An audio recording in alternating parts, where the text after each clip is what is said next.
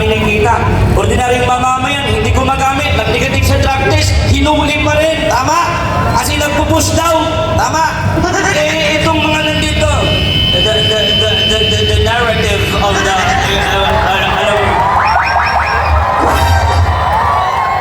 Yung ordinaryong mamamayan, katulad yung tinira, kinulong na! hello tay, may mensahe doon sa tatay ni Gong sa inyo. Hello tay. Ikaw na magsabi. Magandang gabi sa inyo mga putang ilang mga taga Manila ngayon. Una, nanonood ako dito sa Hague. Ang dami palang bumitiw na sa kay Marcos po. Kalma lang kayo. Birthday ko ngayon, ayaw ko ng gulo. Kaya, ito lang sabihin mo sa inyo. Antayin ninyo ako pag-uwi ko.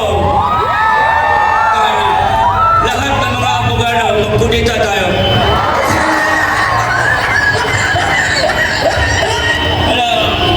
Wala akong plano. Nagretiro na ako. Kaya nagmusikero na lang ako. Ayoko na sa politika. Andyan na yung mga anak ko.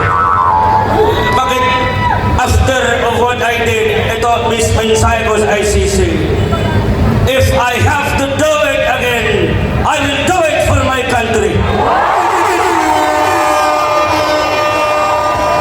Ano, ito mga putangin na itong ICC. What is the difference of USA bombing Iraq, putangin, killing children in hospitals? Duterte! Duterte! Ito tayong maliit lang tayong bansa dito. Bakit ang pakailamero ng mga yawa nito?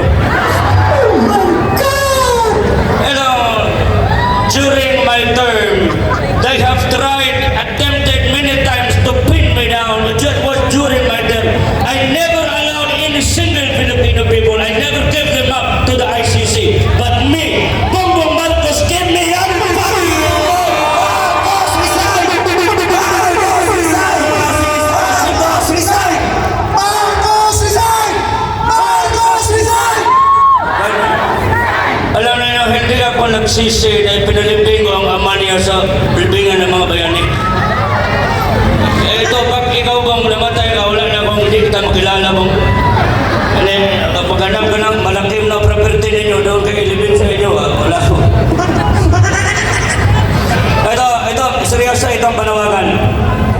I was asked once by the media, sabi nila, if you have somebody to take na may utang na loob, sabi ko si Ivy. Ngayon, panawagan ko sa iyo dahil Ivy, hindi pa uli ang lahat.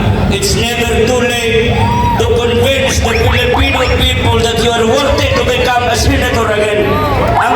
Eto, magaling ka dahil Ivy dahil.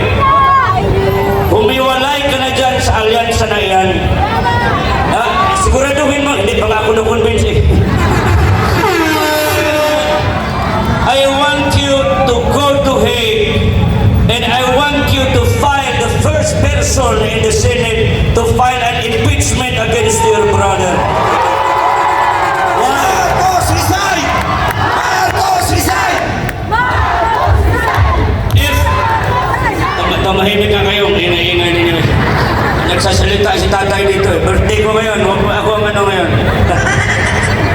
Alam mo, kung ikaw ay nag-worry dyan sa dosin na kasama mo, tandaan mo na yun. Pag last hour, hindi yan boboto sa iyo. Kompetisyon mo yan. Kaming mga Pilipino ang maglagay sa iyo. Kaya hindi pa ko convinced that unless you file an impeachment complaint against the President of the Republic of America. You know, that's how simple it is. You cannot, hindi, huwag niyo na kaming lukuhin. Hindi na kami mga bobo, marunong na ako mag-English eh. Kahit hindi ako nakapag-aral doon sa Harvard, wala kami pera, 75 lang grado ko. Wala din naman ako ng ano. Kaya sabi ko, kayo mga taga Manila, naglatad-latad ako doon. Sabi ko medyo tahimik na mga, alam man yung mga pulis, mag-rally kami dito. Wala lang mga loko-loko. Pero bago ko mag-uwi ng Mindanao, sigurado yung page ko, may mag-ano naman sa akin, putang ina, kapatayin ka ng buwan. Sino magpatay sa akin, putang? Andito mga pulis kasama namin. Sir, if you, during my speech, I had once a speech for the PNP. I told them during my presidency, sabi ko, I will do my best to war against the drug. Sabi ko, wala mo magawa. Kundi I will have to reinforce and make my policemen empowered. Dublihin ko ang sahod ng mga polis. Doble ba yun? Doble ba?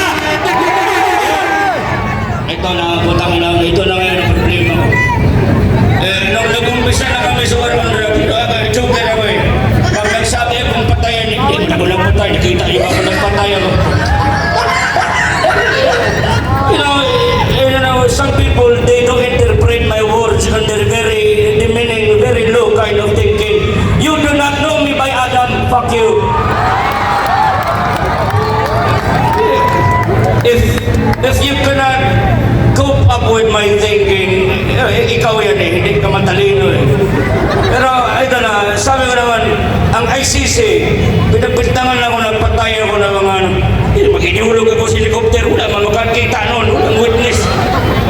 You know, I'm telling you this, in law, in accordance with the law, it's not about what you know, it's about what you can prove in the court, but now they have nothing to prove in the court. The people are here speaking for the truth. Ito pa pinaka-worst. Ito ng korte dapat. Court na yan eh. Saan lang yun ang mukha ng korte? Saan lang yun ang kredibilidad ng korte? Na sila pang bumaliktad. Pwede ba yun? Ay nako.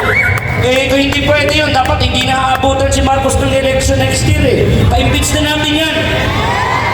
Okay, tanungin ko kayo. Isa. Isang case lang ipapile natin. Republic of the Philippines versus one person. Ano ang i-file natin na kaso? Wag ako, baka titirahin ako. Sabihin niyo! Ano? Hindi. As I told you, it's not about what you know, it's about what you can prove in the court. But what we can prove, if we don't have evidence, we have to challenge him. Drug test here! Bakit ayaw niya magpa-drug test? Sabi niya.